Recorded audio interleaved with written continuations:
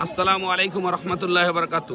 ব্রাহ্মণবাড়িয়া বানসারামপুর থানার আইবপুর যে গ্রামটি রয়েছে, এই গ্রামে ভোটার সংখ্যা মোট ৩,৭৯৯ জন এবং পুরুষ এবং মহিলা মিলে এই ভোট, অর্থাৎ বাংলাদেশের জাতীয় নির্বাচন যেটা আজকে এখানে হচ্ছে, আপনারা দেখতে পাচ্ছেন ভোটার কার্যক্রম শুরু হয়ে গেছে। ইনশাল্লাহ এই যে সেন্টারটিতে মোটামুটি আমরা বুঝতে পারছি যে 4 জন প্রার্থীর মধ্যে যেটা হয় কম্পিটিশন হবে।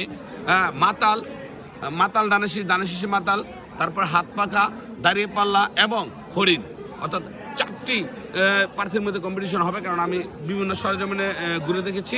হ্যাঁ, তো আপনারা দেখতে পাচ্ছেন ইনশাল্লাহ নির্বাচনটা যেন সুষ্ঠু হয় এবং সুন্দর হয়। কারণ দিন শেষে কিন্তু আমরা কিন্তু একে অপরের সাথে চলবো, তাই না?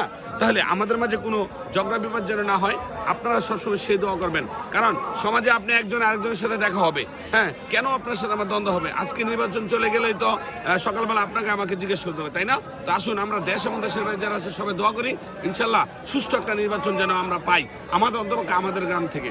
ঠিক আছে, ভালো থাকবেন সবাই। আসসালামু আলাইকুম রহমতুল্লাহ বারকাতুহু।